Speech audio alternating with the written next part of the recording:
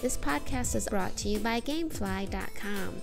Go to www.gamefly.com/BEAST to get a free 15-day 2-disc trial. What's up, you sexy motherfucker? We're back, bitches. I know. Alicia Michaels.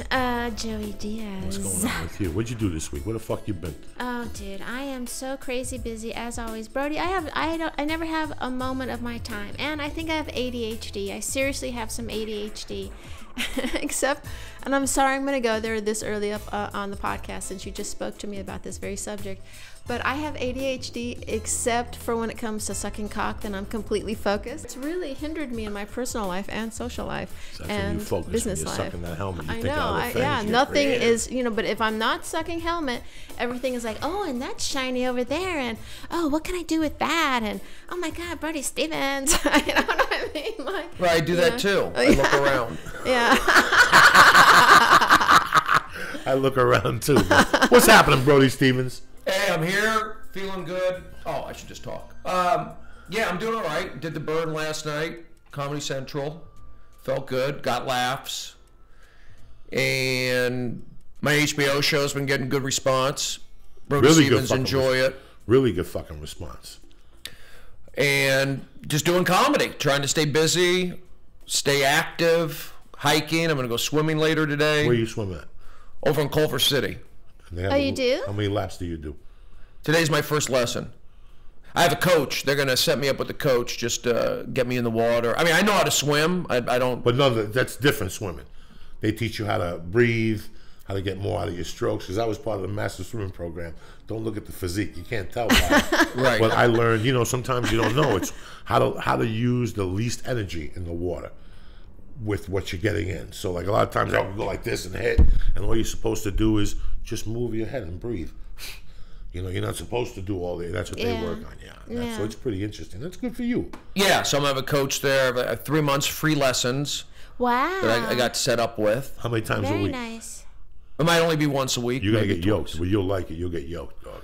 Yeah, I used to love swimming. Yeah, you'll get yoked from swimming. I mean, I wasn't a big lap swimmer, but I would go in the pool at my last place and swim. I have my little things on my hands for extra water resistance. I do my little exercises in there. Felt great. I need to get back into the water, but this is going to be probably more lap in proper form. That's what we're going to work on. Get me good at it. My dad was a good swimmer. Junior Olympics. Really? Yeah.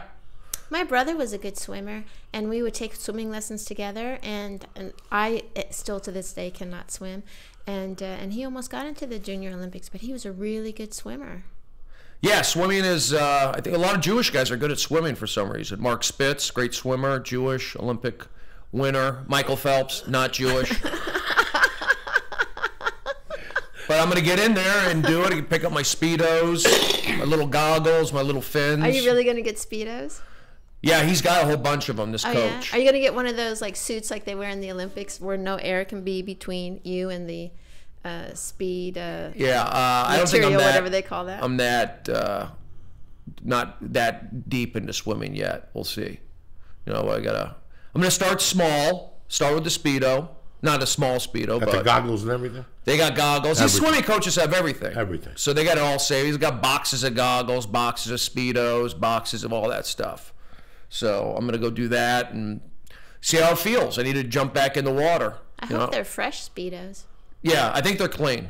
Okay. I hope they're clean. You hope, well, if they have the lump in it, it's got a little lump in it. Inspect it carefully is all I'm saying. I was talking to a guy this morning. I didn't want to get off the subject, but I wanted to remember to tell you something. I was talking to a guy this morning. He was saying that he wanted to write an expose on the camaraderie about comics, amongst comics. Oh, really?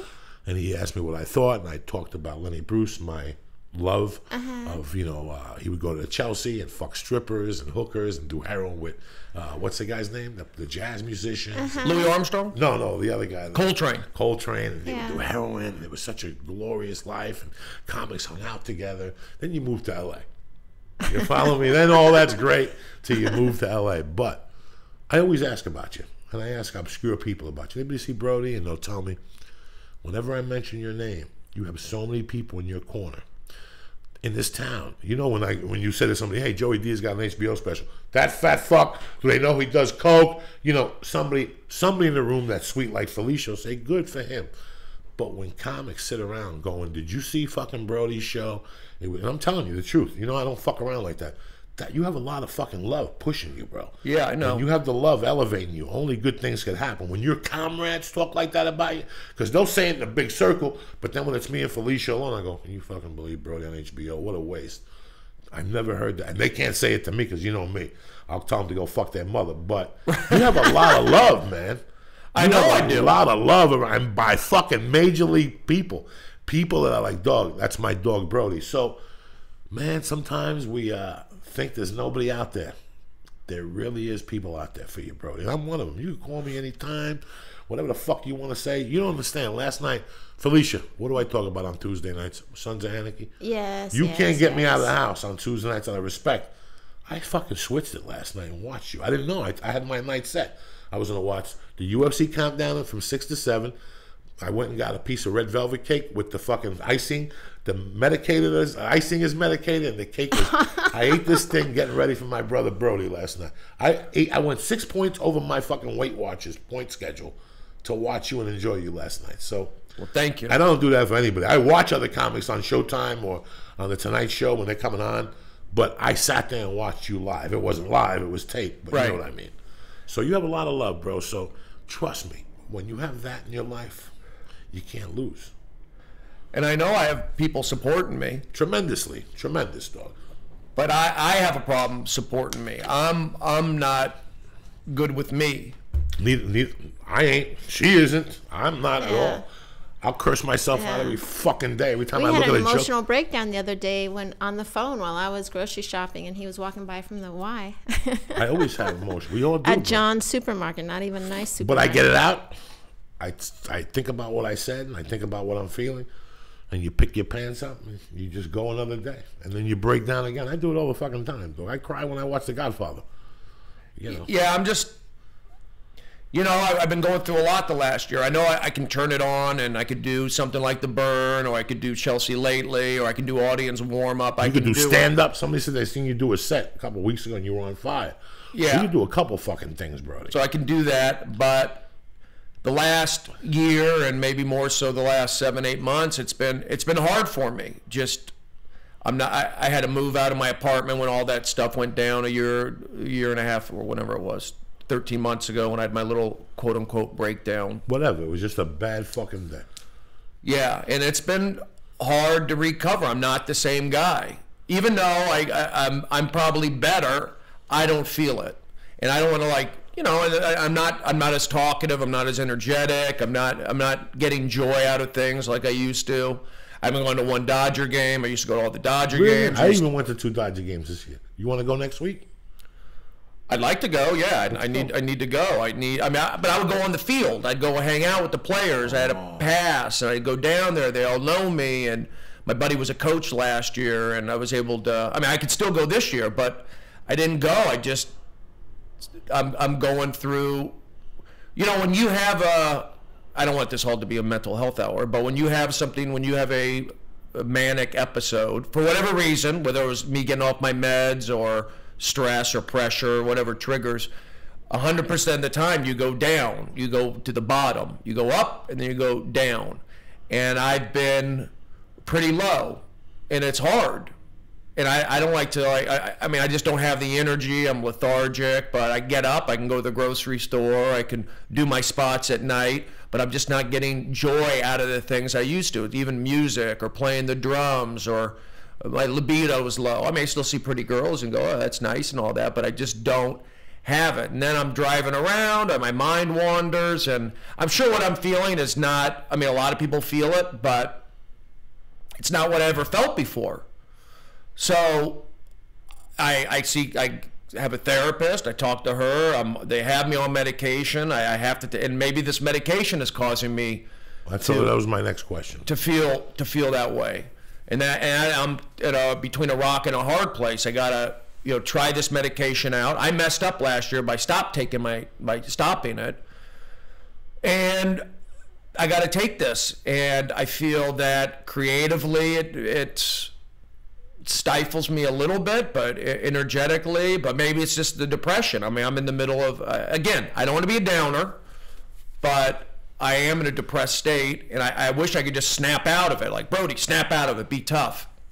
I wish it was that easy. It's not. I lie in bed, but I do get out of bed. You called me today, you know, got me getting coffee. You know, I try to go hiking. I try to do podcasts. But I'm a little overwhelmed by things. I just can't. I have a tough time doing it, so I got to take it at my own pace. And if I get lucky and I get to be on the burn or pick up audience warm-up gigs or get a stand-up spot around town, I do it. But I just don't have that same fire that I had a year ago, and it could be because, yeah, you got me on a mood stabilizer. So it's kind of like even me out a little bit, and maybe it's going to take a year or two, whatever, to get used to being on this and this safer version of me. They just don't want me to go manic again. But I feel that I went this episode I had last year is like I stopped my meds cold turkey. You're not supposed to, and that kind of triggered, in my eyes, me being out of character, and I had a lot of things going on also, good things, and I have good things going on now, but you're not supposed to stop cold turkey, and it kind of just set me off, and now I'm, because of that, I got to I'm doing my time, meaning like, okay, I'll do the mood stabilizer, I'll do the therapy, which I need. I don't not like doing the therapy. I've actually increased my sessions, and it's hard. It's the hardest thing I've gone through. What actually, when you are going through something like that and you're at your house, I mean, do you like say, okay, I have to do 3 activities today? I mean, do you have like a set thing that you like just go to get yourself at least out of the house? Yeah, I mean, I'll go to the coffee house. I'll go to Coffee Bean. I'll eat I do eat cereal. I'll eat a banana at home. An apple. I don't cook for myself really, but I get some food in my stomach, and then I'll go to Coffee Bean for an hour. That's how long they validate the parking. And then I try to work in a hike a couple, 3 times a week. Go call some friends and other comedians, and we go hike Runyon Canyon. And then at night, probably 3-4 nights a week, I can get up on stage. So I try to do that, and then along the way, you know, things pop up. Podcasts, you know, pop up once or twice a week, which is good. And but are there things specifically that elevate your mood, you know, a little bit that you do that where you're feeling a sense of content in the middle of having that activity? You know what I mean? Sleeping. Yeah. You sleep a lot? This medication makes you sleep a lot. Also. It can, yeah. But I'm also... Sometimes I get up, you know, wide awake at like 8 in the morning. I'm not, you know, I haven't been sleeping as, you know, I have some anxiety too, which I never had. I have these sweaty palms, and I don't know. I mean, maybe, you know, I could be anxious about the future. I could be anxious about, I mean, that's what anxiety is a lot of the time, about the future. I mean, I had done warm-up, basically audience warm-up on these TV shows for 9 years. I was at Best Damn Sports Show, you know that, and then I went to Chelsea. And I did that, and that was a regular gig, regular paycheck. Chelsea would put me on the show every so often. I was feeling good, and I would do comedy at night, you know, a few nights a week. I'd be exercising, swimming. I lived right here in the neighborhood. Everything was good. And then I quit the show kind of abruptly. I had some, you know, I butted heads with some producers, and that kind of led to me quitting. I may have been fired, but I quit before they could fire me.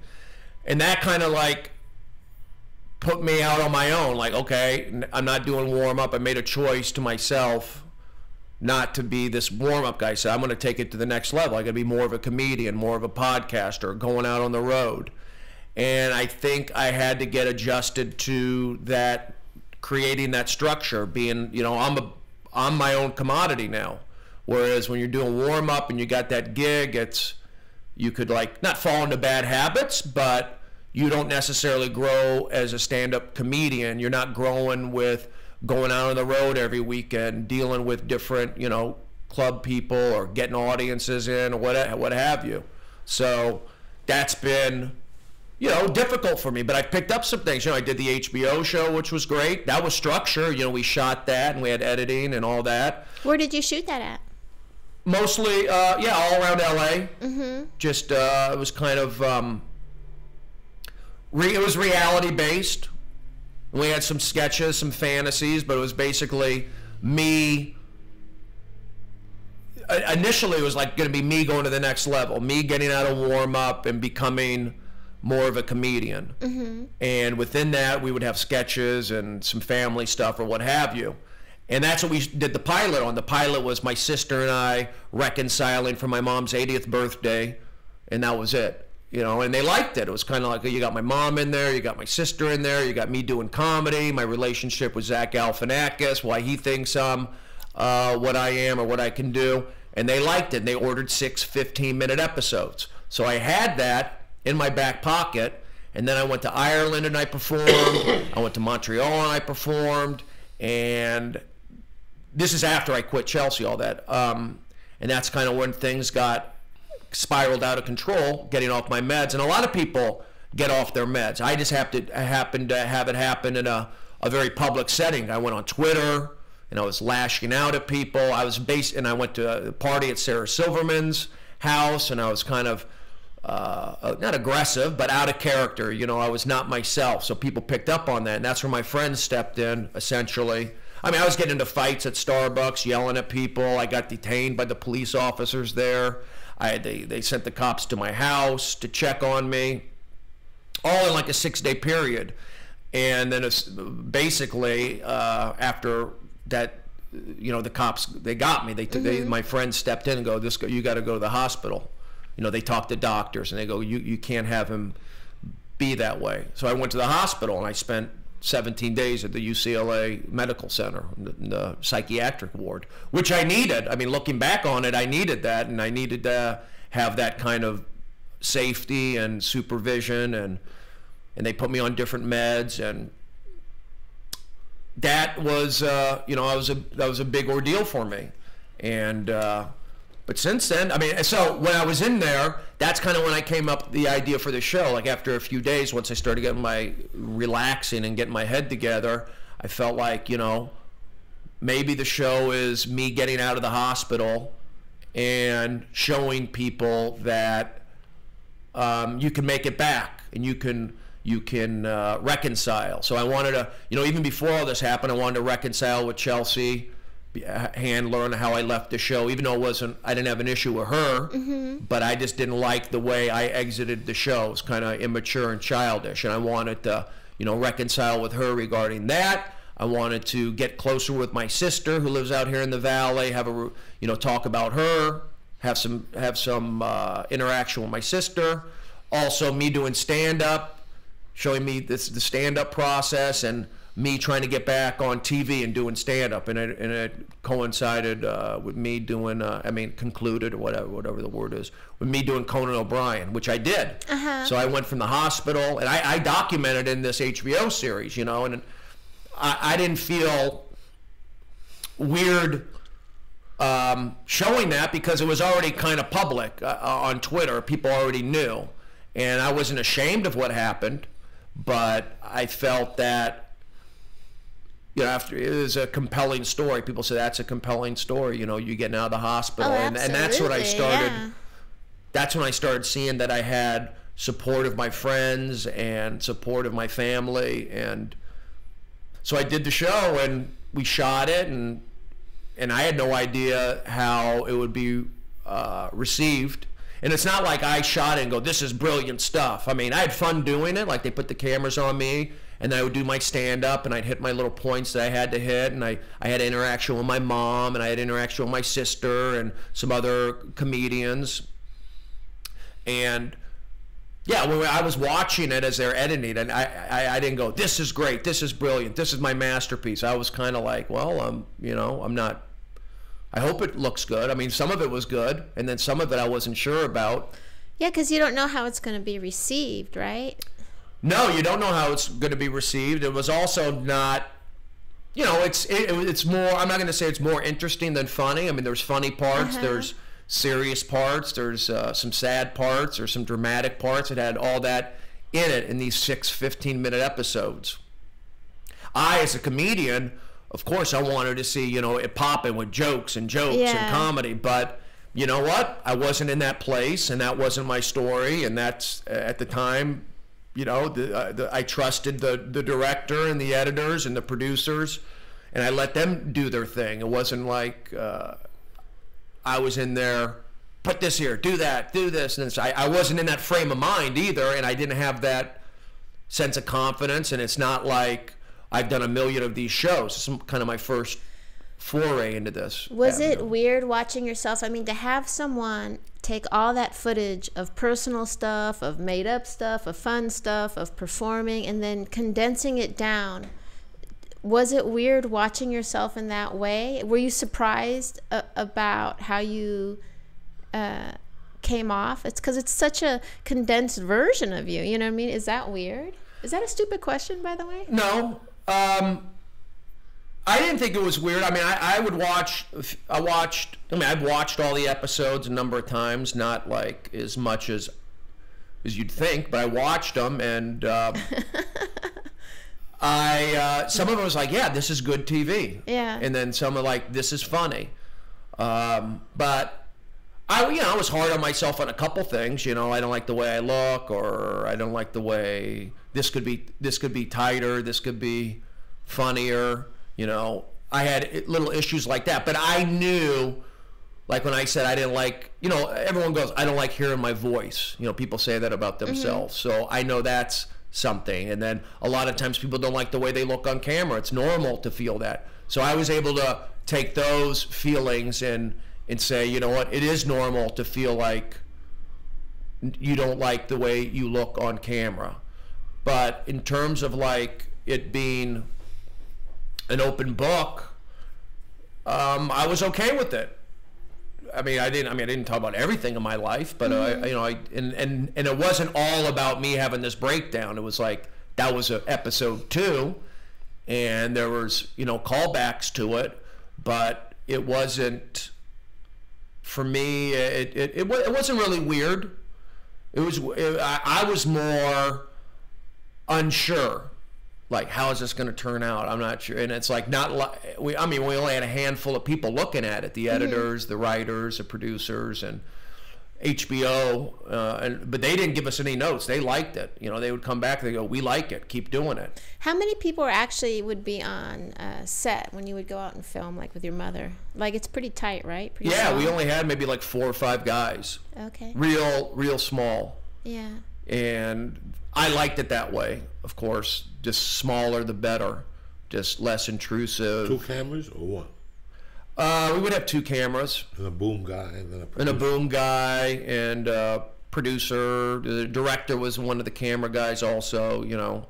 And yeah, it wasn't like we had big makeup trucks and all that stuff. It was bare bones, which is probably better for comedy. It's better for you, yeah. It's better for comedy, yeah. How long would it take to like tape around one episode? Because I'm sure it's just continual.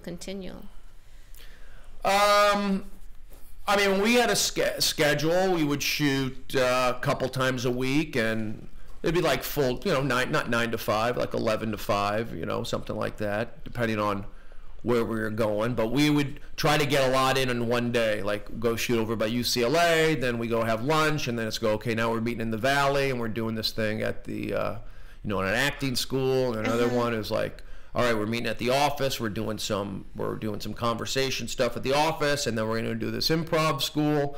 So it was, you know, the schedule wasn't consistent, but we did have a schedule and an outline. But it wouldn't be like 12, 14-hour days. It wasn't something like that. It was just, you know, it was a lot of stuff. It would be like a lot of times at night. We have, you know, cameras following me at night, going to the Comedy Store. We would do that, or we'd have the cameras at me doing one of these shows, these little hipster shows or what have you. Then a lot of it was just getting footage from things I had already done, clips from Chelsea, clips from The Hangover. There was a lot of that too, things, you know, getting clearance on that, which wasn't my department. So, but, you know, it was, I didn't mind the shooting process because it was kind of like me doing my own thing. You know, I had to hit the beats. You know, there's certain points I had to hit if we were doing a fantasy sketch, for example. So I had to hit these little beats that would kind of tie the episodes together. Do you get more uncomfortable if you have to like doing like the burn where it's live or in front of a live audience, or more uncomfortable or more comfortable, let's ask it that way, when you're not in front of an audience and you're just kind of doing it for camera? You know what I mean? Yeah. When I did the burn, which was last week we shot it, it was kind of a last minute thing. I was filling in for somebody. I'd been doing the audience warm up there. It was 6 episodes, and I did the test show, so I'd already done. Oh, they do it here? Yeah, the burn. Yeah, they I shot it out here in LA, and I did one of the test shows, so I'd already been up on the panel doing it. We had a small audience, and I did one of the test shows. But then after that, I did the audience warm up each week, and I knew I'm friends with the writers and friends with the staff. You go there, you eat with them, and all that stuff, and they had wanted to get me on the show. I knew that Brody, we want to get you on. I knew that they wanted to get me on. But I was okay, after the second week or third week, I figured I'm not going to get on. And it was okay. I mean, it's all right. I was fine with not being on the show. I mean, they have big comedians on there, Bobby Lee, Ralphie May, Mark Maron, Russell Peters, Marilyn Rice Cub, Jim Norton. So it was like, if I was going to, I didn't say that I don't belong with those folks, but that's the caliber they were going for. And if I wasn't in that, that's fine. I'm here to, I got hired to do warm up. So, but every time I'd come in there, the guys go, oh, Brody, we want to get you on the show. But then, like I said, by like the 3rd or 4th episode, I was kind of like, I guess it's not going to happen, but I'll keep doing warm up. And then the final day, I came in there, it was a Saturday. I walked in on the lot. I got there about 2 hours before the audience comes in, and they said, so and so fell out. Do you want to be on the? Can you be on the show? Do you want to be on the show? And I said, yeah. I said, I'll do it. So basically, it was okay. You're in. And I go, all right. And he says, the writers want to write jokes for you. They know your voice. They know just from doing warm up, and they knew me from stand up and all that. And I was a little nervous, but not bad. I mean, I've done Chelsea Lately a bunch. I've had to step up into situations and, be funny or be myself in front of a camera, in front of an audience. And I've seen all the shows, so I was there. But again, yeah, you don't know until you get up there. But I had the support of all the staff, and they're saying, Brody, just be yourself. Here's, you have your notes. They wrote some jokes for me. I mixed in my own jokes, and I just kind of like stepped up and did it. And yeah, there was a live audience there, and they got me. I just turned it on. I had no choice but to turn it on. Yeah. When I'm doing stuff without an audience, I kind of have to just trust and believe that people think I'm funny. If you ask me, Brody, do you think you're funny? I don't know. But I know I'm funny because I've done enough things to where I couldn't have done those if I wasn't funny, and I wouldn't be asked to do other things. And I have, comedians telling me that I'm funny, and I've had, through Twitter or through Facebook or whatever, people tell me that I'm funny. So I know I'm funny. Do I feel funny? That's the other thing. And do I always believe that I'm funny? I'm not sure. I also feel like people don't always get me at first. It's hard to like categorize me. I'm kind of different. But just talking and being myself and doing audience warm up for all these years, I know that I'm at least amusing. Gamefly.com offers over 8,000 video games. It sends you the disc in the mail, and when you're done with it, you just send it back. There's no late fees, no hassles, with access to all new releases. It'll work on anything, your PlayStation, your Wii, your Xbox, even your PC. And for our listeners, if they go to www.gamefly.com/BEAST, they will get a free 15-day 2-disc trial. Brody, we were talking that coffee before. That we've been here 14 years, 15 years, 20 years. Felicia, how many stars did you move here with? How many people were going to be fucking stars when you first got here? How many people got more things than you the first year they were here? Oh, please. I came out here. I came from Colorado. I came out here. I had met as an open micer, Roseanne Barr, she was an open micer. I came out here. I couldn't get into the Comedy Store because I wasn't 21. I had to wait like a year. She came out one night, got on the original room.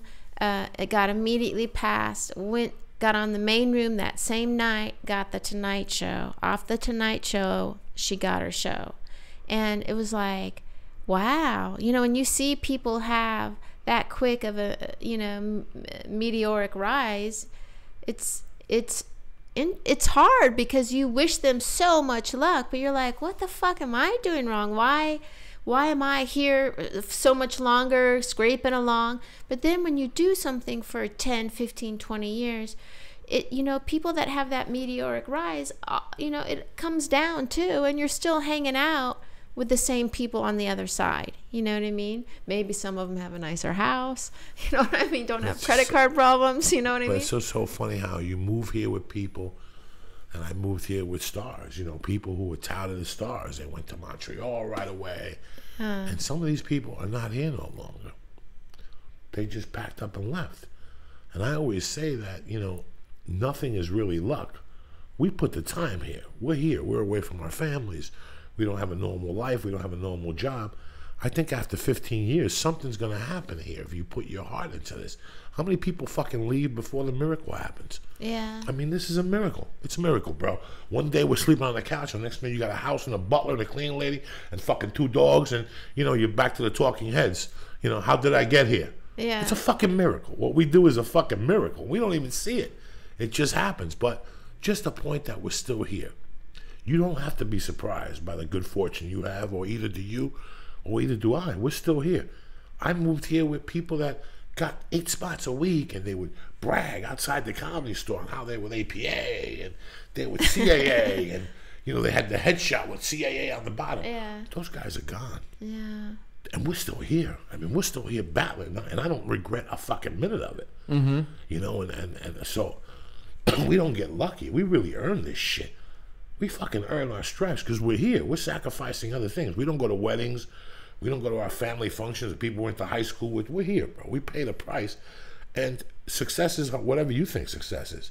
For me, it was always just being kind of happy, paying my bills. I didn't want just to be in the store, just to be a regular at the store. We know where we came from. You were in Seattle with me when I was fucking up there. Yeah. And now we're at the store. The store isn't the fucking Tuscaloosa Comedy Club in some fucking little suburb in a mall, in a strip mall. This is the store. People kill to perform in the store. When you first think of comedy, your ultimate goal is, I can't wait to go to the fucking store. Oh, yeah. Or the Improv, or the Laugh Factory. You do great in Michigan at, you know, Mark Ridley's. It's a beautiful club. I remember the day I got to go to La Jolla, and I was living in Culver City in some shithole, rat-infested shithole with no kitchen. And I got La Jolla, and I remember I jumped up and down on my bed. I was so fucking excited. I was like 22 years old. I was like, no fucking way, you know? I was thinking actually this morning, I was thinking when I was showering, like, you know, when you are just going through your everyday life, it gets fucking overwhelming where you're like, I haven't really done this much this month. But then I thought, a year after you do something, if you were to write down everything you did in that year and you had it on a list, you'd be so fucking impressed with yourself. Mm-hmm. You know what I mean? I was thinking that today, like, oh, you know, okay, so I did the TV thing a week and a half ago. Now I have nothing, and I'm just being a mom. You know, I love being a mom. I fucking have nothing. But then it's like, wow, a year ago I was like, literally, if next year I don't get any TV, that's it. I'm going to quit. You know, and that's what I thought. You just always have to think, what have I done in the past year or 2 years? You know, like my return to comedy now is going on 4 years. You know, if I would have said, when I first went to my first open mic at the Canoga Bowl, if I would have said, it's going to take 4 years, but after 4 years, I'm going to do 3 TV shows in a 2-month or 3-month period, I would have been like, that sounds pretty good. But then 2.5 years into not getting it, and you just keep working, and now I'm headlining, and now my fucking kids and the ex is on me, and I'm not helping them with their homework, and I gotta do the website, and now I gotta do all of this. It overwhelms you. Yeah. You know, that's how I feel. Yeah, it gets overwhelming. But then, like, I'm like, sometimes I have this mechanical exercise of, okay, but I did this and I did this, and wow, we did over 100 hours of internet content, Joey and I, while the whole time I'm fucking up with my kids or going to the grocery store 150,000 fucking times, which I hate. You know what I mean? But I feel like sometimes it's just a mechanical thing, like, must get up, put feet on ground, think about, you know what I mean? This does. Yeah. I almost had a nervous breakdown this time. I was very close. After the longest yard, that was the deepest I went into my cocaine addiction, after the longest yard. So I shot the longest yard in 94. It got released in May of 95. From October of 95 to November of 2005, I'm sorry. From November, October 2005 to November of 2007. Brody, it was 2 long years. I was doing 2 grams of blow a fucking night. Plus antidepressants, plus reefer, plus Vicodins, whatever I get my hands on. And it ended with heroin for a summer, which nobody knew about because I was snorting it. Nobody knew. Nobody fucking knew. And it wasn't the addiction. I was in a dark place. And it ended with me going after Jeff Valdez at the Comedy Store. I had to go home that day and go, what the fuck? This is out of my realm here. I'm going after somebody in public. That's not my realm. Right. And I knew that something was the matter. I've never discussed this. I knew something was the matter. You know, I usually finish shit. I'm not going to go after somebody, you know, in public in front of 200 people. I said some pretty heavy things, and I went after him pretty heavy in front of his wife and his attorney. I didn't give a fuck, because that's my state of mind once we get down like that. But I think back at that time in my life, I didn't go to a hospital because I think people were scared to put me in their car. Do you know what I'm saying? I mean, people were scared. I don't have friends that, like in Jersey, they would have fucking tied a neck around. They would have tied a bag like the Colombians do and tie a thing and handcuff you. But I think here people were scared, including my wife. Yeah. And I saw it, and thank God I got off that blow. Thank God I got off the antidepressants first. See, I got off the antidepressants like in September. Once I was doing the antidepressants with the heroin, that was not going anywhere. That just got worse and worse and worse. And the thoughts I were getting were not suicidal. They were taking motherfuckers out. I was ready to go to Paramount and start taking people out because our expectations. It was my expectations. And, you know, I never knew I was going through. Till this year, I bumped into Freddie Lockhart. And he told me what he went through after Frank. The show, Frank. Yeah, Frank. I did audience warm-up there, too. And I thought that, and he thought the same thing I thought. He believed what the people told you on the set. He believed because we know we're funny. Let's cut the shit. But when we shoot a TV show and we get there, they really blow smoke up our ass. After the 3rd take, they're still giggling. Really? I'm not that fucking funny. And when that goes into your psyche, I've seen, you know, we can't handle it. And we're fucking comedians. We can't handle it. Could you imagine somebody who's a comedic actor who went to the Groundlings for a year? And that's it. Went to the Groundlings and Improv Olympic and considered the advanced improv technique the long way, whatever the fuck they call it, and then did that for 6 years. Because you know what? I seen it happen. I seen kids come up here and they'll eat you alive because this eats you alive. If you let this eat you alive, I'm not. Hey, dog, we all have it. We're comics. We were born to torture ourselves. How many people wake up one day and go, you know what? I'm not going to dance no more. I'm sorry I'm saying your business. I'm not going to sell coke no more or steal. A great life to have, because at least every 2 years you get put in a prison. You don't have to pay rent for 2 years. You know, you were playing baseball. You were doing the shows with us in Seattle. What makes you want to dive into this fucking hellhole, live in your car, and, you know, have to be accustomed to get used to people saying no to us? What other job is that? Tell me. Telemarketing, maybe, but you still got a base salary. You still got $8 an hour. Do you get anything from doing comedy, sitting around all day? No. This is stressful, my friend. And remember one thing, on the 1st of every month, there's no Louis C.K. and there's no Anzi Azari. We're all in the same boat because we all got to start from scratch. That's the way I look. On the 1st of every month, every comedian is equal because we all got to start from scratch. I know every morning when I wake up, 2 things are going to happen. Either I'm going to have a fucking great day or I'm going to hit the lottery. Today's the day. That's why when I wake up at 5, I'm in a great mood, because today's the day. Or today could be the worst day of my life. I'm going to make that call. I'm 50 in February. I got maybe 20 years left without the cigarettes and the old residue of the blow and eating rotten pussy. So, you know, I mean, let's be honest with ourselves. That's the choices we have to make. But as comedians, listen to the career we've chosen. We chose a career of 10 years of people saying no to us. Right or wrong? It's about 10 years. No, yeah, you need I a see web what you're page, you saying, need a yeah. headshot. No. Can't feature, can't go headline. Not ready yet. Don't have enough credits.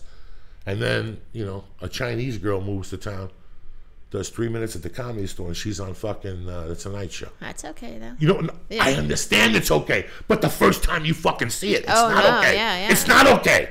The first time me and you were at the store, we started together in Seattle, and the first time I see fucking Brody after 6 years of doing comedy on The Tonight Show, inside, it's going to fuck with you a little bit. People like you and I were a little stronger. We go, you know what? God bless that motherfucker. You know what? For me, if Felicia could do it, that means I got a shot No, at this it shit. does eat away at you a little bit. Even if you're a positive person and you want everything to go well, it does eat away at your self-esteem. There's no way it can't, you know? Like for me, it was like, why did Sarah Silverman do great things and I didn't? Well, because I made poor choices and chose to go on the road and whore my comedy out and ruin it to pay for my lifestyle. Did I just say that out loud? Yeah, I feel that I can't compare myself to others. It's hard. You never No, can. you can't. We have our Yeah. own path. Yeah. I used to do this. Hey, listen, we moved here with Josh Wolf. Kid couldn't get a spot at the store. Kid went into the store and Mitzi Shaw said, you want to be a doorman? Yeah, he does have the stench of doorman. Do you know what he felt like? You know how bad he felt when he went and tried out as a regular? And she told him, you're pretty funny, but you're going to be a doorman? And here I am, a regular. You're a regular. God knows who else was a regular. He couldn't get a manager. He couldn't do nothing. One day, his wife leaves him. Leaves him with the kid. He writes about it. Does a one-man show on a Monday night, and by Tuesday, he was a new man. He had a deal on the table 3 days later for $500,000 or something. I tell you what, it sucked the fucking air out of me. We were together in Seattle, were we not? Were we not hanging out together in Seattle? Sucks the air out of you. Sucked the air out of me for 90 days at least. I'm big enough to say it. But you got two options. You get caught up in that. Oh, yeah. Or you could say, they're going to do what they're going to do. Brody's going to do what he's going to do. Felicia's going to do what they're going to do. Terry's going to do what she's going to do. And guess what, motherfuckers? I got to do what I got to do. Yeah. I ain't worried about what Brody's doing with Felicia. You know what? I got to get on stage. Don Herrera made a great fucking thing when I did his podcast. He goes, I come from the old basketball school. If you ain't practicing, somebody else will. Somebody else is. Yeah. So at night, you're thinking to yourself, holy fuck, I better get on stage because somebody else is on stage.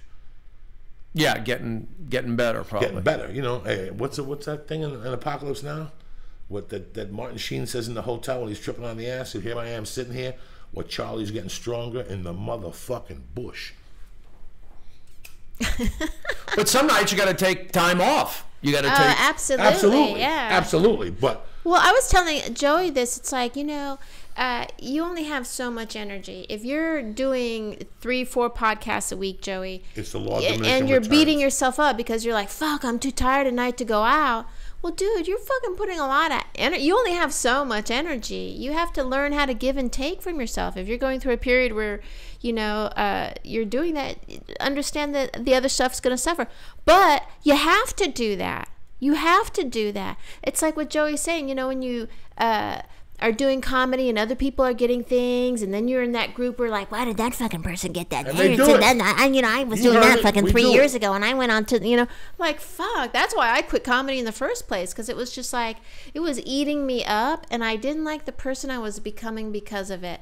And then now that I'm back at it, it's like such a revelation because it's fresh. It's all fresh. Again.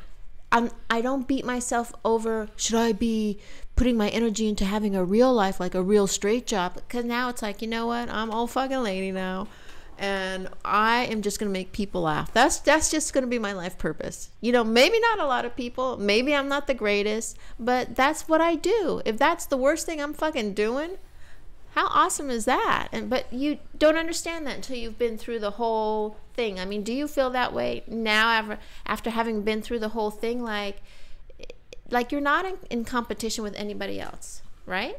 No, but myself. Yeah.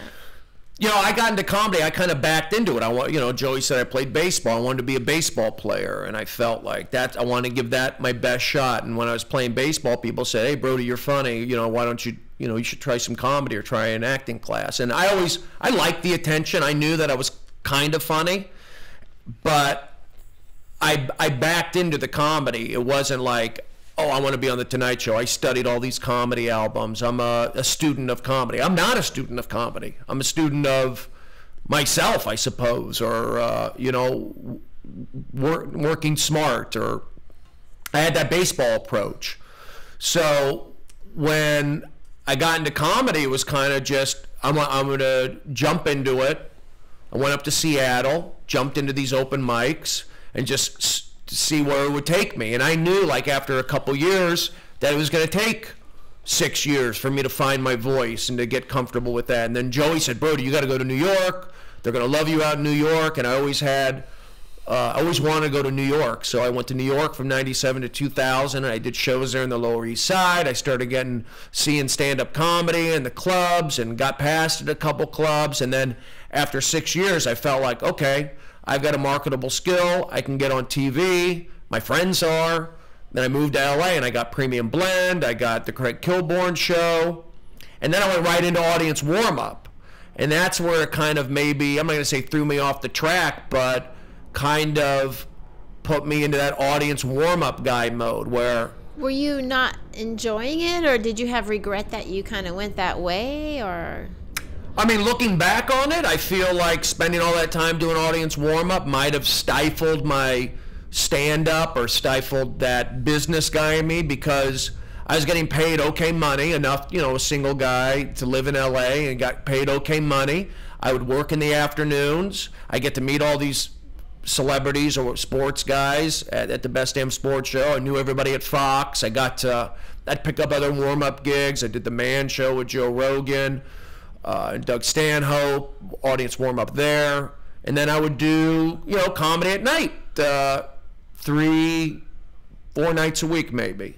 But I had to, like, watch my energy levels. I mean, but I was getting mic time in the afternoon. It was like, I'm on the mic, I get to do some jokes, I get to do interaction, and I did that for all those years. And then when I stopped doing that, that's when I started feeling a little more pressure.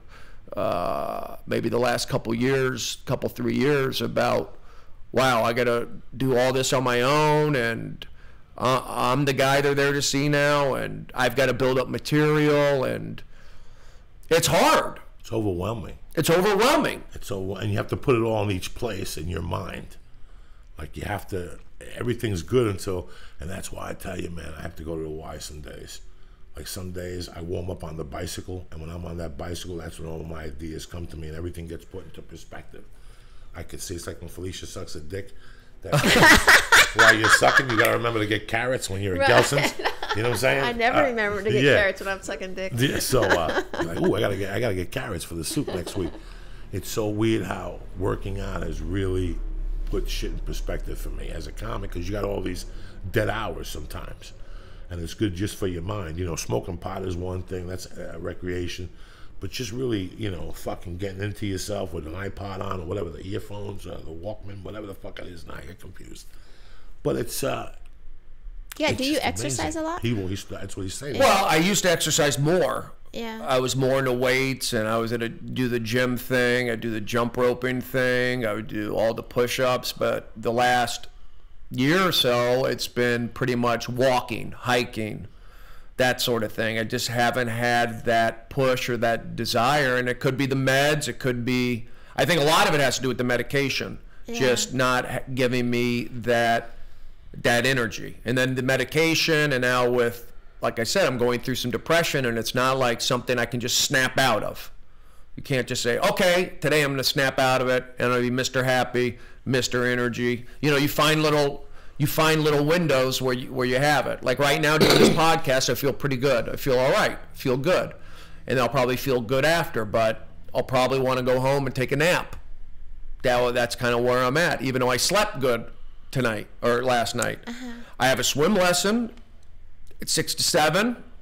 Then I see my therapist from 7 to 8 over there. And then tonight, I don't have a spot, but I have 2 spots tomorrow. It's just, it's hard. And then when I think about, you know, the overwhelming stuff, that's not even just comedy overwhelming. I'm overwhelmed by life issues.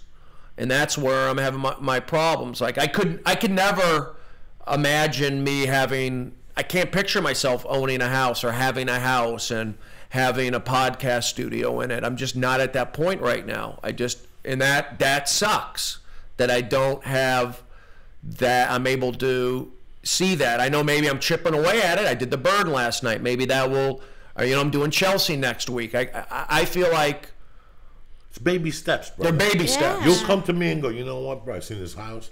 It's got a fucking garage. I think I'm gonna go rent it and fucking put a podcast studio. And whether it's 3 years from now or a year from now, it's gonna happen. Well, when I did, you done Little Esther's podcast, right? Yeah. And they just do it in a room. Joey does his in a room. Anything is possible. Yeah, you don't have to have some big, production. But I have to say to myself, do I have that fire to push me for it? And I to be honest, I don't have that fire. I don't have that fire. I did. I had that fire to be the best me I could be, and when I was doing warm up, I did I do the best job I can. When I do my stand up, whether it's like 15 minutes to a half hour, I got it. But if you ask me to go do an hour on the road, I'm not there yet. 45 minutes I can do. An hour and believing in myself and doing a podcast, updating it, having a website, selling T-shirts. And then on top of that, regular life, I got to pay bills. I got to find a girlfriend. I got to find a wife one day. I don't have to, but I'd like to. And I'm having problems with that. And it's hard. I think part of it is the depression. Part of it is like just real life issues. Part of it is maybe me getting used to it. Like maybe I'm a slow learner. I don't know. Maybe you're thinking too much. Maybe I'm thinking too much. So the thing that scares us the most, the worst thing for a man is to think. That's what happened to me on Monday. Because I hugged my wife and I couldn't put my arms around her. Oh, I was wondering what happened. Coming. That baby's coming. And I had nervous, I have them. We all have them. We're normal. We're humans. It's supposed to happen, Sometimes, man, when I let my mind think a little too much, and I used that story in New York 3 months ago when I went on the ledge to smoke one night on my balcony. And I looked over and I threw the joint, and I locked the door and I went in. Well, the next time I went out there, I didn't look down. And I ended up smoking 2 joints and talking on the phone out there. And I came in and I go, wow, at 49 years old, I just learned the biggest lesson in life. You don't have to look before you jump sometimes. Don't fucking even look. Why are you looking? Just go in there and, like I say, pull a chair in the lion's mouth, sit there and scratch your fucking cock, because that's all you can do. If I start thinking, what happened to my set? That's why I tell people I love it. I love that half minute before you go on stage. That is crisis minute. That last 30 seconds before you go on stage, most people will end up in the hospital from those. I've seen how many people I've seen people part in 30 years of comedy. That feeling, that initial when you're going up there, and hey, I don't know about you guys, I forget everything the 30 seconds before I go on stage. Right. Even the joke I wrote that you said was brilliant, I forget it 30 seconds before you go up there. The one I repeated 23 times. Yeah, your world ends. That 30 seconds, I would love to Harvard to come one time and wire me and see what really goes on in your body. You get the sudden urge to pee. I don't know what the fuck it is. 30 seconds before I go on stage, my bladder's about to bust, but I know I can't make it back, and I'm a fat fuck. If I run, I'm going to have to stop it there and catch my breath. But by the time you get up there, the energy's flowing. For some reason, the urine goes right back into your bladder. You can feel it in your fucking throat. Oh, how about when I was at the Ice House that time? I knew I was not feeling well when I went to the Ice House with Joey, and I was on stage fucking killing it, Brody. And I'll never brag about my comedy, but I was killing it. And then I was like, oh shit, I'm gonna throw up. Had to leave the stage. Told you. I knew I was gonna throw up. Were you physically not feeling well? Yeah, I just had a stomach ache, but I knew I was gonna throw up. But I was like, gotta get on that stage in the middle of my act. I'm like, oh, I gotta go. And I was sitting there barfing. I was throwing up so much at the Ice House. Joey, the second time I started throwing up, came over to me and he's like, dog, you got to pull it together, dog. Open your mouth and go back in there. There's a cock to suck. He was gentle about it, but he was like, come on now. No, you have to, because we all have it. And sometimes you just, hey, listen, either you have that inner voice that says, get the fuck up, you worthless piece of shit. Because my inner voice is Captain Insecurity. He's the fuck Don Rickles. Don Rickles, my insecurity man, will take Don Rickles, chew him up, and spit him the fuck out. And all of our, the guy that's inside that tells you, but that guy is also the toughest guy in the world when he goes, listen, get up. Get up, because you're a piece of shit. You're always going to be a piece of shit. You got nothing to lose. You're a piece of shit. You know it. What do they care? Bomb. And he talks you into it. Bomb. What? And next thing you're like, right before, fuck you. And you go up there and you kill it. You know, my fucking captain in security is the worst. I don't know how yours is. I know you have them around a lot. Mine is like a 12-year-old girl that was fingered by her father's friends as someone threw quarters at her head, and that never happened to me. You know what I mean? Like, that's how my inner voice is like lethal. My inner voice is lethal. I mean, I feel comfortable doing the, you know, I'm good at the hipster rooms, the alternative rooms. I'm good at those. I don't get nervous. I get up there and I do. I may get nervous. I may get excited actually a little bit, but I get nervous. You know, like Laugh Factory or your Comedy Store when it's packed in there. It's like I get anxiety and I feel like they don't know me. I got to give them these jokes. I got to act them out. I got to connect with them. I got to be like physical, and it's like that's not my shtick. And pretend like nothing's going on at the same time. Right, nothing's going on. Well, I'm able to, yeah. I mean, but I'm able to decompartmentalize. Is that the word? I'm able to get up there and focus. I can focus on the comedy and block things out. Like when I get up there, I'm actually feeling pretty good. But I get psyched out. Like if I walk into the Laugh Factory, I see it's packed. It's a Friday night or a Saturday night. And if I was scheduled to go on, at 11 o'clock, I'd be like, it's not going to go well. They're not going to be into me. But if I go do one of these hip rooms like Largo or UCB or, one of these little hipster alternative bars or whatever, I'm like I'm in my comfort zone. So same thing with going on the road. I feel like, if I went on the road and I had to go do an improv in Miami, that would like terrify me. I'm saying that, I'm being honest. Like I'd be, if I had to go headline, like Brody, you're a headliner. If that ever happened for that. But you know you could do it deep down inside you. I don't know. I mean, I would have to probably. I know you could do it. I know you'd be fine. Funny thing, Brody, you know what, man? And you got to remember this, the calling of your people, of the Jews, has always been double checking themselves. Just something. I grew up with a great Jewish family. This kid was an all-state wrestler. He was an honor student. I mean, went to fucking Harvard. And when I'd be alone with him, the things that would come out of his mouth were like, are you fucking serious? He once told me he wished he could switch my life with mine. I go, at 17, I got no mother, no father. You got parents, they own a fucking hat company in Manhattan. Your mother owns a mint company. You're fucking Jewish all the way to Israel. His name was Lee Argish. The kid was a genius. And when I was alone with him, the things he would say to me were outrageous. And I asked him, how do you live your fucking life with these thoughts in your head? But, you have a great career, Brody. And you're a great guy, and good things are going to happen. Right now, you just hit a little rough spot. That's it. Everybody hits a little bump in their life on a personal level in your mind. And just a couple months. Just know that you have a couple months, and then go off the meds little by little. Talk to your people. Keep in touch with them. I see great things for you. But for you, your success is going to come when you beat that fucking mind of yours like me. Once I beat that motherfucker, there ain't no stopping us, Brody. That's how I feel. Do you think the meds are, they're messing, I mean, they could be... I'm not a doctor, Brody, but I hear it good and bad. And I know for me, they didn't work. I knew something was wrong. When I went to prison, they put me on lithium, You do know that. I'm not here to bullshit you. I was on fucking lithium. Mm-hmm. Because my mind, I was young. At 20, I was getting bleeding ulcers. My stomach, I used to sit there and go, what am I going to do about my life, my career? I would look at a paper and see who had the most help wanted signs.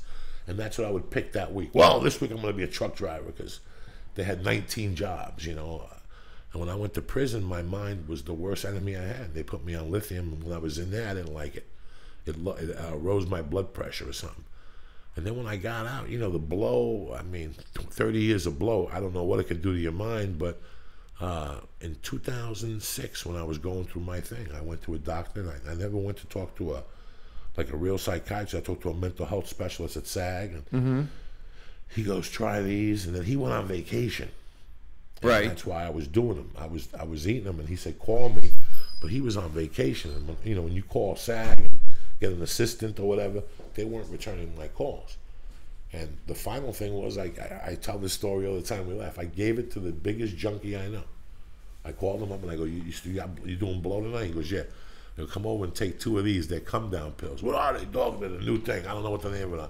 And the next day he called me and he was like, whatever you gave me last night was fucking evil.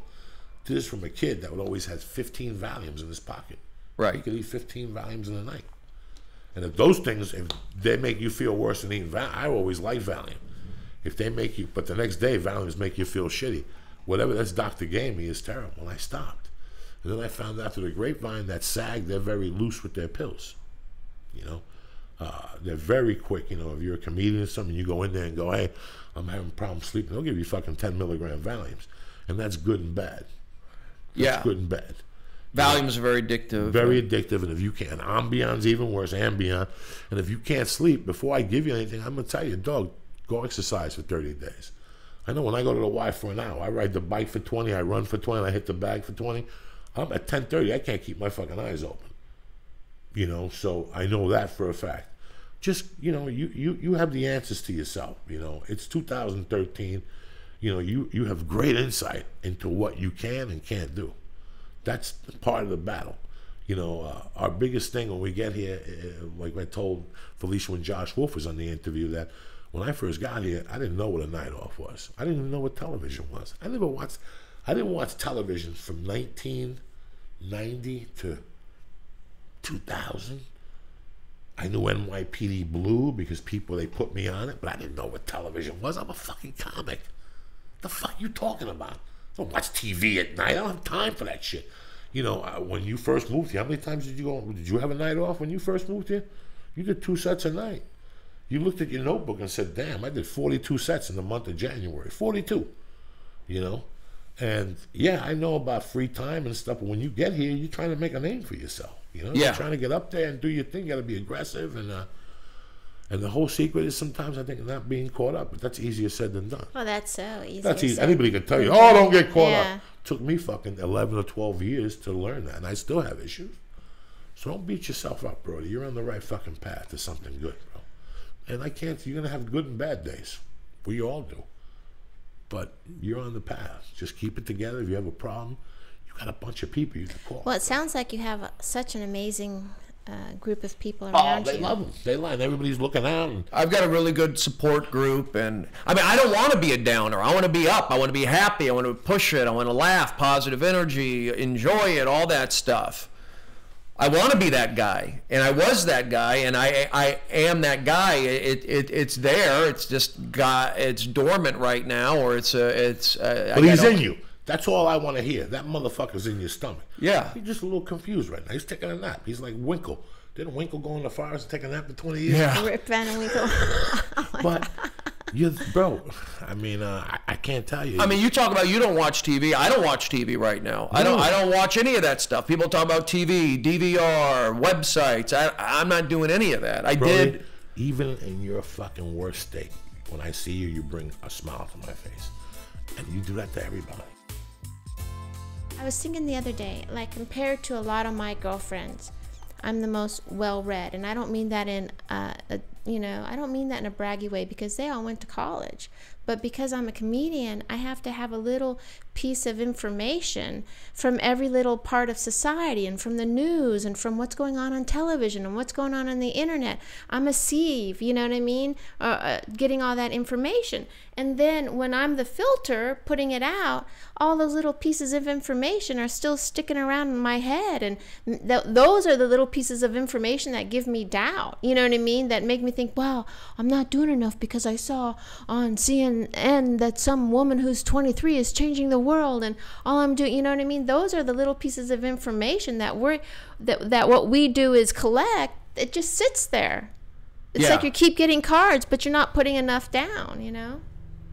Yeah, I see that. It's like, and that's another thing, like with this information society, you know, the society we're in now with all the news and Twitter and Facebook and the websites and the podcasts and the movies and the billboards. It's like sensory overload for me. It is sensory overload, I think, for a lot of people, Brody. Yeah. And then social media. That fucking, you know, you get on social media to say hello, next thing you're on there for 3 hours, you know, talking to your fucking girlfriend from the 4th grade, you know. It's social media has made this different. I mean, We used to have an hour to do more things. Now we're an hour on social media a day. Yeah. We don't get paid for it now. More than an hour. It's like 2 hours. Or even with my kids, and I don't even overschedule my kids that much. They just go to school, they do music, that's it.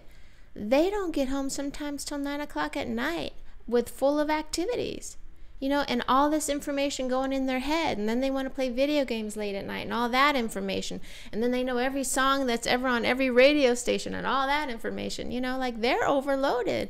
People are overloaded. What about 500 years ago when we all lived in a small little village? You know what I mean? How much overload was there then? There wasn't. Read a newspaper. And what was in that newspaper? We believed, and that was it. That was the knowledge we got for the day. We basically got 6 pages of news, 3 pages of local news. And if it didn't make the fucking company by 11, we didn't know it. So if you got shot at 2 in the morning, I had to wait a whole other day to read about it. You know what I'm saying? Yeah. Or it came out in the afternoon paper. It's fucking weird. Now, like this, Lindsay Lohan gets into a car accident at 11:30. Why do I know that? Why do I fucking know that? I don't want to know that.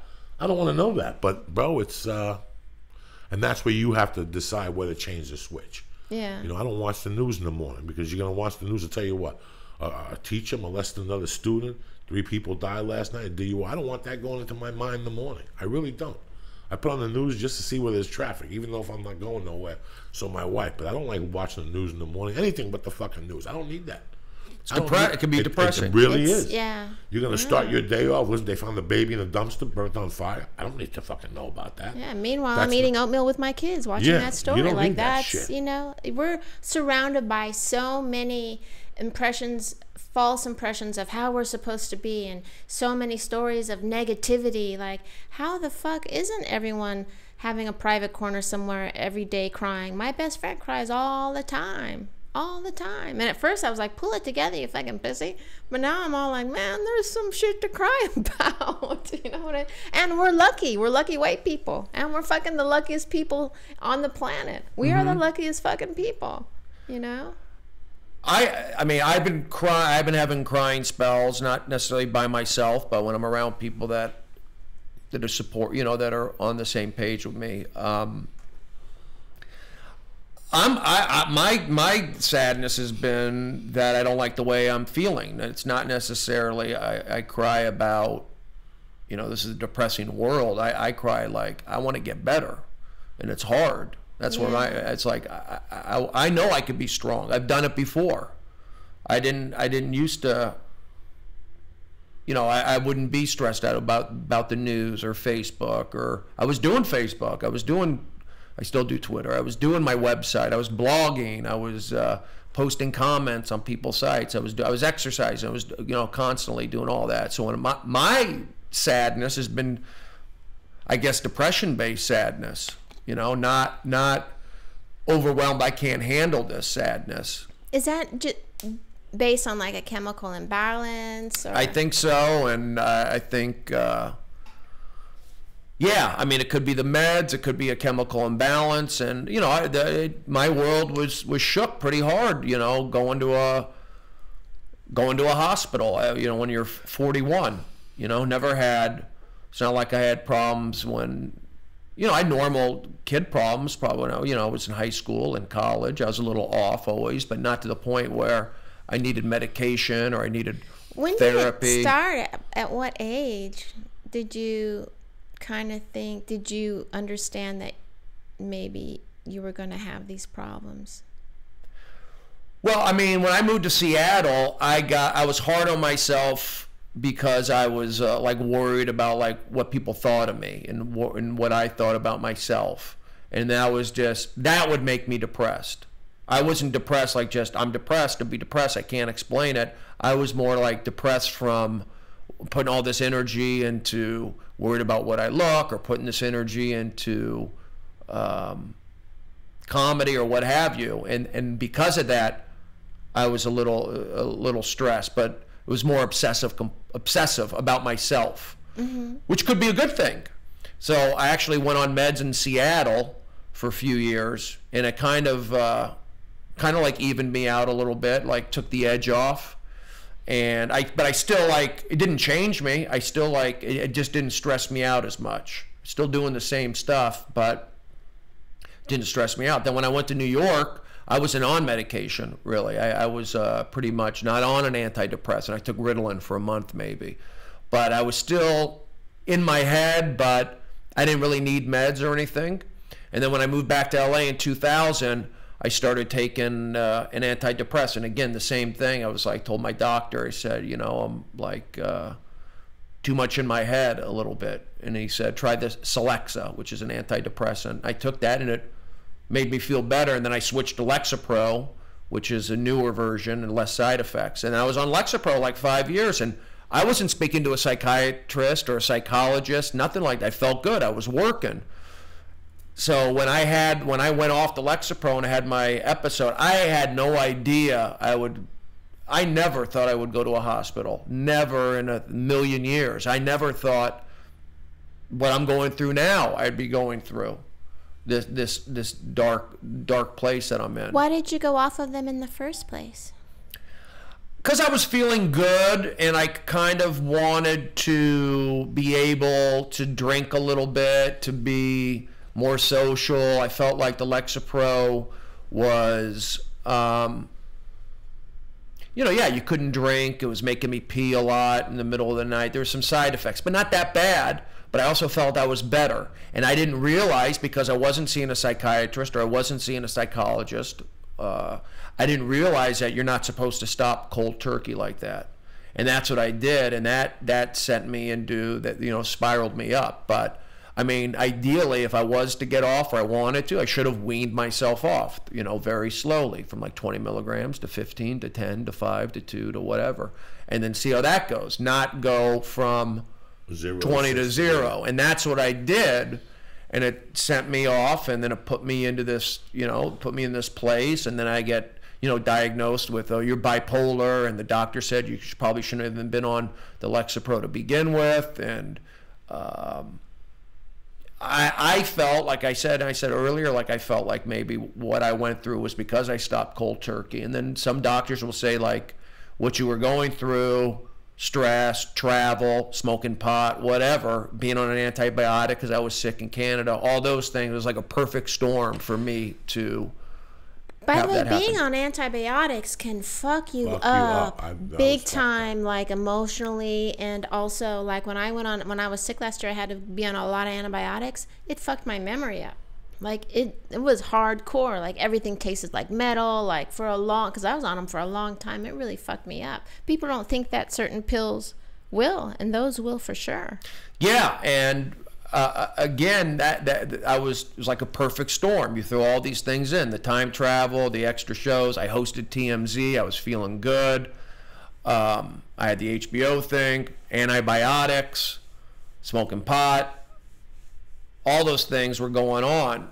And so when I went to the hospital and you're bipolar, now it's like, well, I mean, I had an episode, and for it to happen when you're 41, it's like, doesn't happen. It usually happens when you're in your 20s or 30s, not when you're in your 40s. And then looking back, the last, through therapy, the last 6 months or so, it's like, maybe I was showing some signs of mania, if you want to say, like when I quit the job at Chelsea, or when I would get into an argument at the Comedy Store, or I'd argue with my sister. But those are typical things. I wasn't getting into arguments at the Improv. I wasn't getting into arguments at UCB. I didn't have road rage. These were all like normal places where you're going to butt heads. What, you can't, football players get excited during the game. Athletes get excited during the game, So I felt, looking back, maybe there was some of that, but that's what I'm struggling with now. So now they've got me, I feel like I got to listen to the doctors. I owe it to them, I guess, to stay the course, like give these medications a chance and see what it does. But in the meantime, I'm not myself, and it sucks. It sucks not having the energy, being lethargic, wanting to sleep, not finding joy. I did The Burn last night. It feels good. I was on TV. I have an HBO show on digital go internet. I should feel great about these things and capitalize on them, and I'm trying to, but it's the hardest thing in the world for me. And I know people think I'm funny, and I know the comedians love me and I got a lot of friends. And I'm not saying that adds pressure. I gotta, like, that's a good thing. But I want to get back to where I was before, and not, you know, maybe a notch lower if or whatever. I mean, but I'm also more mature, and I'm older, and I feel like that's going to factor in too. So I would like to get off the meds, to be honest with you. I feel like if I got off them in a you know, closely monitored or you know, that kind of situation, but it's too soon right now because I got to let these work. And they've adjusted my cocktail, tweaked it a little bit. I mean, I'm not on that many meds, but enough to where, you know, more than I've ever been on before. And the depression sucks. It's like I walk around, or I'll drive around and I look at people and I think about their lives. They must be happy. And I know everyone's got their problems, but I see them smiling. I see them listening to music. I don't listen to music anymore. I used to like rock and roll. I used to want to play the drums. I was that guy. And now I'm not that guy. I'm not now. It may not ever be. I hope to get back to being that guy. And, you know, going to baseball games. I used to go to Dodger Stadium all the time, hang out with the players. I haven't gone once this year. And I have an invitation, you know, to go hang out, go to the games early. I just don't have it in me for whatever reason. And even getting dressed in the morning is difficult. My living situation, like I said, I had to move. So all these things are coming into play. But again, I'm trying to work through it. I try to make appointments. I try to do these podcasts. And I cry. I mean, that's been a new thing. Lately, the last few weeks, I've been crying a lot. Crying to my mom, crying to my therapist, crying around my friends. Not because... like, I can't handle this. Like, I can't handle it. This is too hard. It's more like, why is this happening to me? It sucks, and I want to get better. And then I also know that I have the support of friends. That makes me, sometimes it's good tears, you know, but more times than not, it's tears of frustration, tears of, when am I going to get over this thing? And I don't want to be woe's me and Brody's a downer and all that. I don't want to. I don't like going on podcasts and just talking about my issues, but that's where I'm at right now. I think talking about them, by the way, because you know there's one person out there listening that's going to take something away from what you're saying. That's yeah. And remember one thing, Brody. HBO.go is always going to be there. Comedy Store is always going to be there, and LA is going to be there. You got to take care of yourself. And once you get ready, you pick up, right? That man's inside of you. He just needs to, he's been kicked in the head a couple times. You know, after I choked you 10 times, I got sleep apnea. And I didn't know I had the machine. I didn't want to sleep. Why would I want to go to sleep? I'm going to get choked the fuck out. Yeah. So I understand where you're coming from, man. So, I mean, you promise to come back on here more often and give us your progress as you go along? Yeah, I mean, I want to come on. I'm glad you called me. You know, you called me this morning, and I said, I could have went back to bed. It was 9:45. I could have slept more, and I said, you know what? Get up, you fuck. Get up. It's going to be good for you. Joey wants to help you. You'll get to no help. I just want to see you. You want to see me? I need to help you. I need for you to help me. He needs help, Brody. This motherfucker needs some help. I got more problems than you. What the fuck? Just to help me, but you just worked through them. Thank you, brother. Do you have anything coming up that you would like to talk about? You could find my internet show, the Brody Stevens Enjoy It, yes, on HBO Go, and I think somebody put them up on YouTube. So if you search around on YouTube, you can find them up there too. No shows coming up anywhere? Any states? Nothing out of state, more just in state. I'm doing Chelsea Lately next week. Look for me on that on the 26th of... That's Tuesday. No, that's Wednesday. Of September. That's yeah, Wednesday. I'll be back on Chelsea. And then we'll see what happens for October. You know, I have a few bucks saved up for, you know, where I can survive for a couple months. And I would like to go on the road, at least go out with some friends. And I'm working through this, going swimming later, hiking, you know, going to the Comedy Store. You know, when I go to the Comedy Store, I go there for the social. I need to be around, not everybody, but it's good for me to be around people. When I'm around my friends and around positive people, it definitely helps me. And I want to say, thanks for having me on here. And I wish I had more shows to say, hey, I'm going to be in Chicago. I'm going to be in Tampa. I'm going to be in New York. I'm not right now. I'm going to be in motherfucking L.A. Look for Brody in L.A. Look for me in Twitter. L.A. What's your Twitter handle? Brody is me friend. What's your Instagram? Brode36. I know, I see you on Instagram all the time. Who's that Jesus guy on Instagram? Let's get that motherfucker in the podcast. We're going to take an Instagram picture after this. Where you at next week, you dirty animal? Well, in a couple of weeks, I'm going to be doing that AFE, which is like a USO tour through Alaska. But I'm just taped an episode of Parental Discretion, which should be on Nickelodeon. And then there's another comedy show coming up on Nickelodeon. It's both going to happen within the next month. So nice. Yeah. Beautiful. And that will be at the Baltimore Comedy Factory from August 27th to the 29th. And in Portland, Oregon on October 11th at Helium Comedy Club. Yeah. Go to joeycocodiaz.net for T-shirts and all that shit. And all your dates. You have a lot of dates going on. Go to beautyandthebeast.com to order your T-shirts there. Yeah.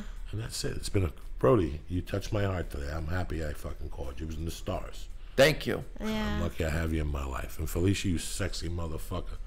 I was looking at you before I got caught up, and I was thinking to myself, what do Felicia's titties smell like? You know what I'm saying? She looks great. Really? She looks good today. Well, I did come and put on lip gloss because I knew Brody was coming over. Okay. Oh, wow. By the way, we would like to remind the listeners, if you've liked any of today's discussion, please go to our iTunes page on iTunes and leave a nice review, because that helps drive our numbers up on the hot list so that other people can enjoy the podcast. Sometimes we do podcasts and we do a lot of comedy ones in a row, and I have to tell you, though, I like when we have serious podcasts too. I really do. So if you would like to support us, please go to Gamefly and check out that whole thing on our webpage at beautyandthebeast.com. We also have an Amazon banner on there. If you remember, if you're going to buy something off Amazon, please go to the Beauty and the Beast webpage and buy it through our banner. It just takes you... Help support the show. Yeah, help support the show, because we do a lot of work on these podcasts, and we enjoy the benefits of it tenfold. But we would like to ask you guys to support us in some way, even if it's just going and looking at the Gamefly thing. And if you don't want to fucking do it, don't fucking do it. But just look at it, take an interest. And Felicia's going to have a special announcement in the next couple of weeks. Brody, I love you. Stay black. Felicia, you sexy motherfucker. Jesus Christ, Joey, you're a fucking animal. You're a savage.